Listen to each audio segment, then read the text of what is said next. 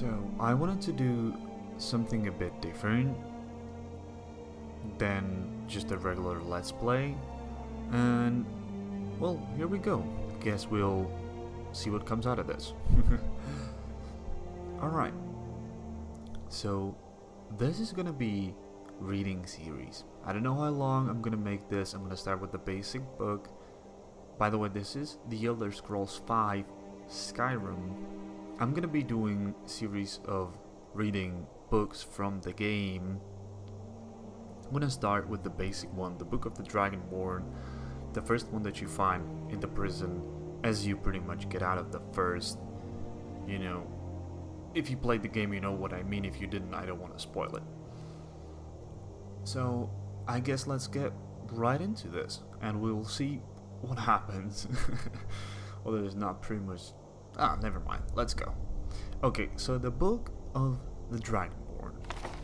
The Book of the Dragonborn by Prior Emily Madrain, Order of Talos, Waynon Priory. Year 360 of the Third Era, 21st of the reign of His Majesty Pelagius. Still cannot figure out that one. Pelagius IV.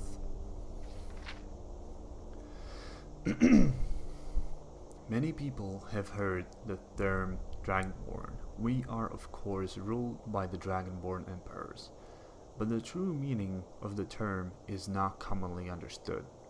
For those of us in the Order of Talos, this is a subject near and dear to our hearts, and in this book I will attempt to illuminate the history of significance of those known as Dragonborn down through the ages. Most scholars agree that the term was first used in connection with the Covenant of Akatosh, when the blessed Saint Alicia was given the Amulet of Kings, and the dragonfires in the Temple of the One were first lit.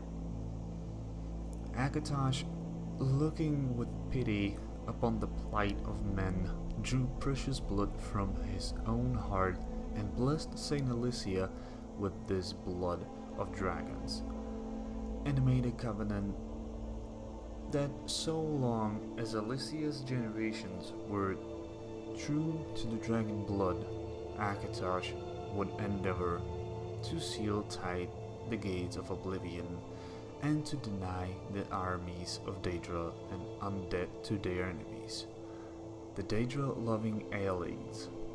Those blessed by Akatosh with the dragon blood became known more simply as Dragonborn. The connection with the rulers of the empire was thus there from the beginning. Only those of the dragon blood were able to wear the Amulet of Kings and light the dragonfires. All the legitimate rulers of the empire have been Dragonborn.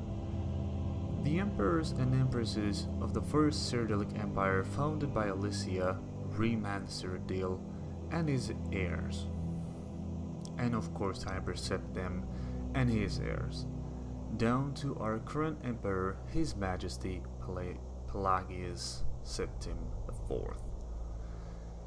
Because of this connection with the emperors, however, the other significance of the Dragonborn has been obscured and largely forgotten by all but scholars and those of us dedicated to the service of the blessed Talos, who was Tiber Septim. Very few realize that being Dragonborn is not a simple matter of heredity. Being the blessing of Akatosh himself, it is beyond our understanding. Exactly how and why it is bestowed. Those who become emperor and light the dragonfires are surely Dragonborn. The proof is in the wearing of the amulet and the lighting of the fires.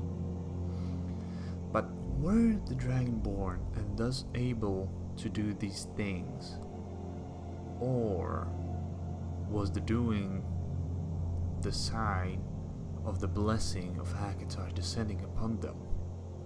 All that we can say is that it is both and neither a divine mystery.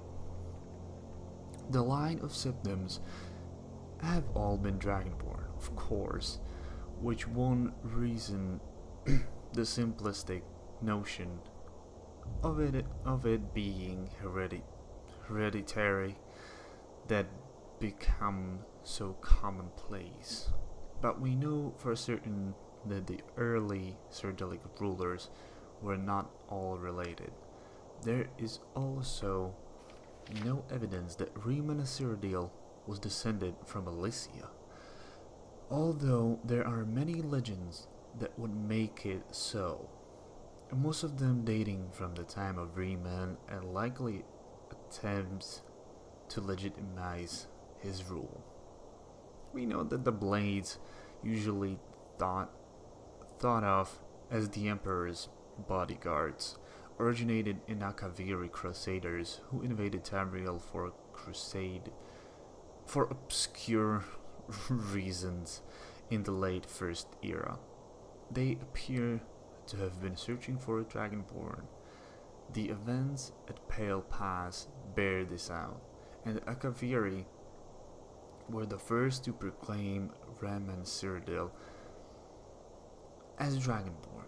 In fact, it was the Akaviri who did the most to promote his standing as emperor, although Riemann himself never took that title in his lifetime. And of course, there is no known hereditary connection between Tiber Septim and any of the previous Dragonborn rulers of Tamriel. Whether there can be more than one Dragonborn at any time is another mystery. The emperors have done their best to dismiss this notion, but of course the imperial succession itself means that at the very last there are two or more potential Dragonborn at any time. The current ruler and his or her heirs. The history of the Blades also hints at this, although little is known of their activities during the interregnum between Riemann's empire and the rise of Tiber Septim. Many believe that the Blades continued to search out and guard those they believed were or might be Dragonborn during this time. Lastly, we come to the question of the true meaning of being Dragonborn.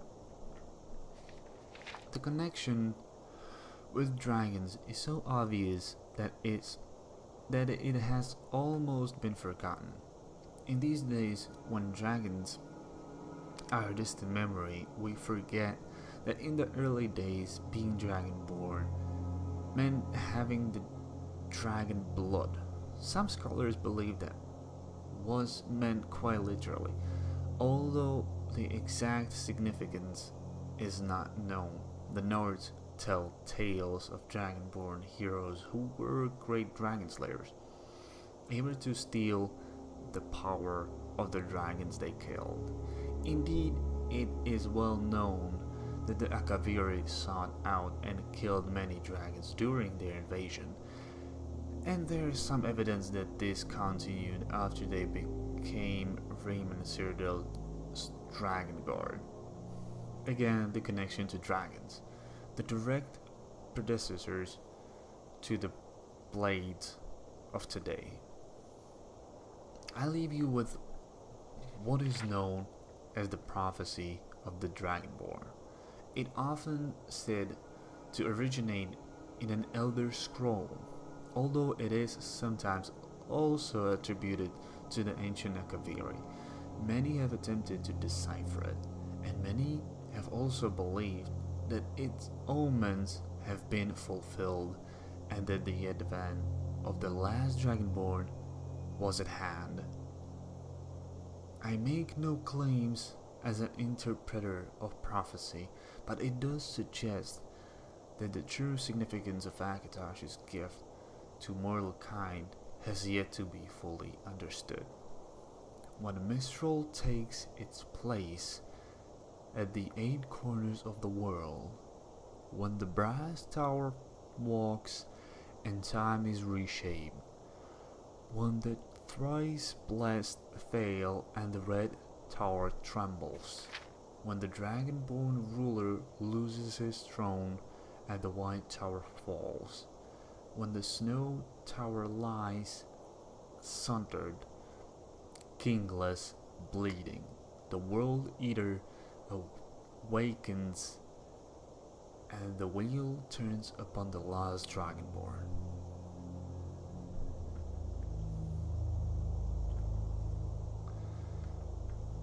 So this has been the Book of Dragonborn. I hope you enjoyed, and I'll hopefully see you in the next one.